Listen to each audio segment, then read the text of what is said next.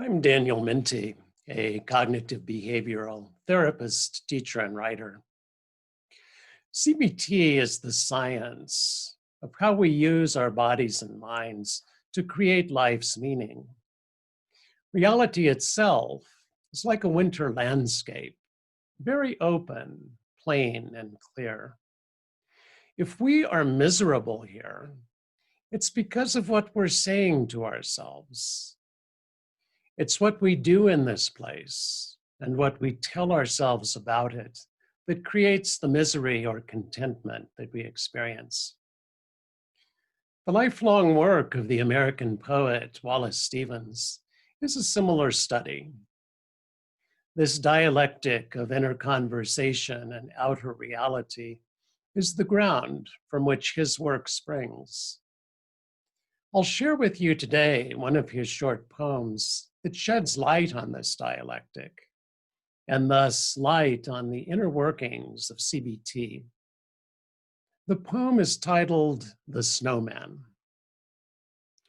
One must have a mind of winter to regard the frost and the boughs of the pine trees crusted with snow, and have been cold a long time to behold the junipers shagged with ice, the spruces rough in the distant glitter of the January sun, and not to think of any misery in the sound of the wind, in the sound of a few leaves, which is the sound of the land full of the same wind that is blowing in the same bare place for the listener who listens in the snow, and nothing himself beholds nothing that is not there, and the nothing that is. Let's look together at a few of these lines. One must have a mind of winter. What is a mind of winter? It seems to me Stevens is saying this is our natural mind, a mind at home in any season. In January, a winter mind. In April, a mind of spring. This mind is itself a product of its season, as ice is a December product, and irises, a product of spring. This mind's productions are as natural as are these other products, arising as they do from the same ground, and have been cold a long time. That is, well acquainted with one's seasons, finding them familiar as one's face in a mirror or the sound of one's voice. Nothing strange or foreign here, nothing other than our very selves. And not to think of any misery in the sound of the wind, in the sound of a few leaves. CBT might say, not to have negative thoughts about our situation. No should statements about winter, no judgments about its wind. This is not to say no thoughts at all. The brain is always speaking words, inner sounds.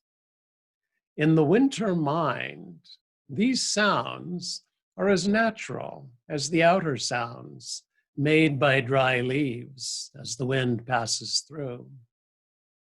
Stevens' poem seems to me an example of such natural sounds, which is the sound of the land full of the same wind. These natural inner and outer sounds are indeed the authentic sound of any place, the sound of any land or sea or extraterrestrial planet, the original music of the spheres, that is blowing in the same bare place. Reality is the original bare place, like a bare movie screen before the film begins. Before our opinions about it, reality is this simple place in which we live and die. It is, in fact, simplicity itself. For the listener who listens in the snow and nothing himself, Zen speaks of no self, meaning no identity separate from the rest of reality. Listening in this way, we are that wind. We are the blown leaves, the simplicity expressed in this magnificent tableau. Behold nothing that is not there. All of reality, past, present, and future, is completely expressed here. Space-time is one thing or nothing. Never can anything from outside it be added on. Never can anything be left out. And finally, the nothing that is. Particle physics tells us the closer we look at anything, the less we find.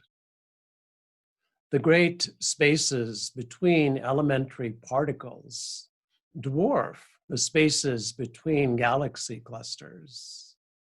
The more intimately we look, the less we see. We ourselves are indeed natural expressions of the nothing that is. Thank you for watching this video. If you like what you heard, consider subscribing to this channel. I'll look forward to connecting with you soon.